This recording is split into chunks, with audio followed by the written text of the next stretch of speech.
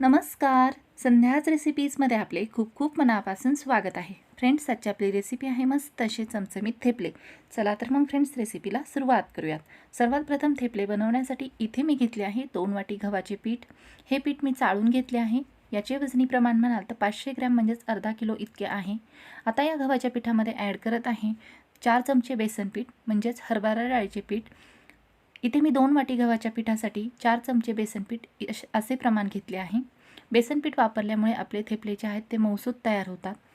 यामध्ये ॲड करूयात आता मसाले.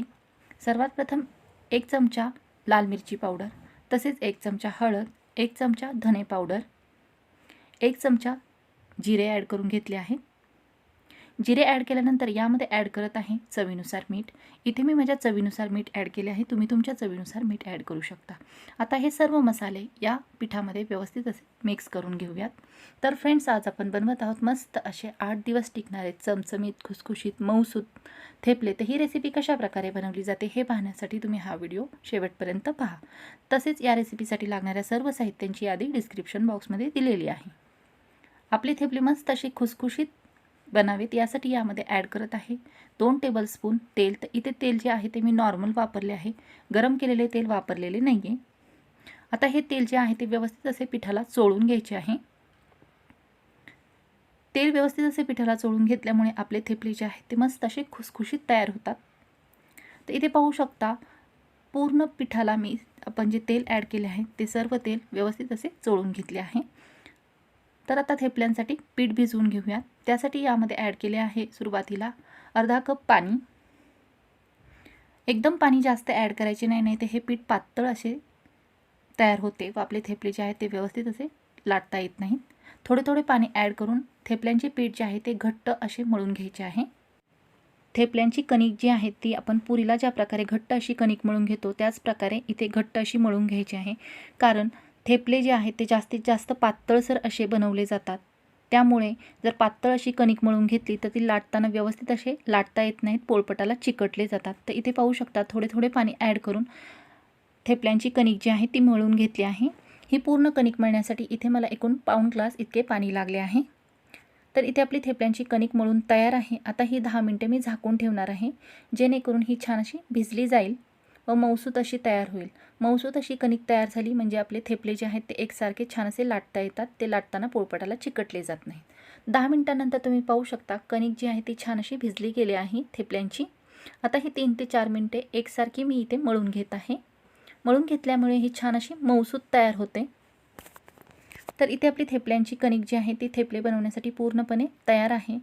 आता या कणकेचा छोटासा गोळा इथे मी घेऊन यापासून थेपले तयार करून घेणार आहे. तयार केलेला कणकेचा गोळा इथे मी पोळपटावरती घेऊन याची एक मोठी पोळी लाटून घेत आहे. ते पाहू शकता अजिबात तेलाचा वापर केला नाही लाटताना किंवा कोरड्या पिठाचाही वापर केला नाही, तरी ही जी कणिक आहे ती पोळपटाला अजिबात चिकटली जात नाही. सांगितलेली पद्धत व दिलेले प्रमाण जर तुम्ही वापरून ही कणिक अशाच प्रकारे मळून घेतली तर तुमचेही थेपले लाटताना पोळपटाला चिकटले जाणार नाहीत. तर तुम्ही पाहू शकता मस्त अशी आपली कणिक जी आहे ती छान अशी ऑइली बनली गेली आहे. यामध्ये आपण 2 टेबलस्पून तेल वापरले आहे, त्यामुळे हे थेपले जे आहेत ते मस्त असे खाण्यासाठी खुसखुशीत तयार होतात. थेपले जे आहेत ते खूप पातळसर असे लाटले जातात. ते पाहू शकता अशा प्रकारे मी एक छान अशी मोठी पोळी लाटून घेतली आहे. तर थेपले हे जास्त मोठे नसतात, पुरीपेक्षा थोडेसे मोठे असतात. ज्याप्रमाणे फुलके असतात तेवढाच त्या थेपल्यांचा आकार असतो.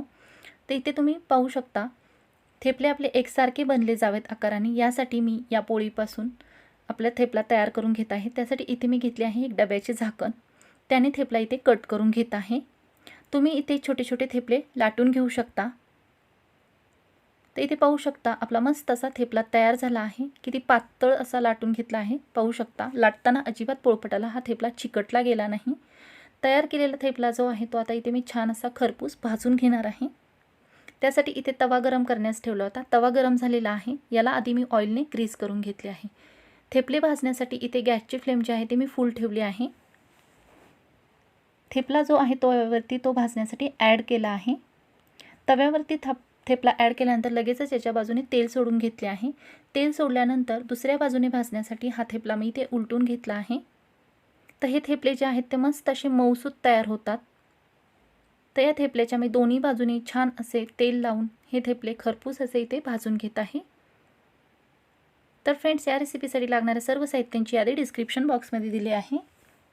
तेल लावून घेतल्यानंतर उलटपालट करून हा थेपला जो आहे तो दोन्ही बाजूने छान असे इथे मी भाजून घेत आहे. तिथे थेपल्याची टेक्स्चर पाहू शकता किती छान असे दिसत आहे. याचा कलरही खूप सुंदर असा दिसत आहे. मस्त असा पातळसर आपला मऊ खुसखुशीत थेपला इथे खाण्यासाठी तयार आहे. सर्व पिठापासून आपले थेपले जे आहेत ते इथे मी बनवून घेतले आहेत. मस्त असे पातळसर झाले आहेत, तुम्ही पाहू शकता. तसेच याची टेक्स्चरही खूप छान असे तयार झाले आहे. हे थेपले जे आहेत तुम्ही दह्याबरोबर, लोणच्याबरोबर, तसेच चहाबरोबर खाऊ शकता. प्रवासामध्ये नेऊ शकता. मस्त असे 8 दिवस टिकतात. मुलांच्या टिफिनमध्ये देऊ शकता. तर इथे पाहू शकता किती छान असा मऊसूत थेपला तयार झाला आहे.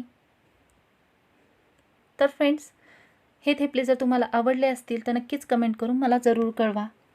मस्त अशी रेसिपी आहे. घरातील उपलब्ध साहित्यांपासून झटकीपट तयार होणारी आहे. तर नक्की घरी ट्राय करा. अजिबात जास्त वेळ लागला जात नाही, झटकीपट तयार होते. तर फ्रेंड्स, थेपल्यांची रेसिपी कशी वाटली ही नक्की कमेंट करून मला कळवा. तसेच तुम्ही आणखीन संध्याच रेसिपीज या चॅनलवरील रेसिपीज बघितल्या नसतील तर तिथे जाऊन नक्कीच व्हिजिट करावं. त्याही रेसिपी बघा व रेसिपी कशा वाटल्या हे मला कमेंट करून जरूर कळवा. तर फ्रेंड्स, ही रेसिपी जर तुम्हाला आवडली असेल तर नक्कीच लाईक, शेअर, सबस्क्राईब करा. तसेच बेल आयकॉन प्रेस करा. व्हिडिओ शेवटपर्यंत पाहिल्याबद्दल धन्यवाद.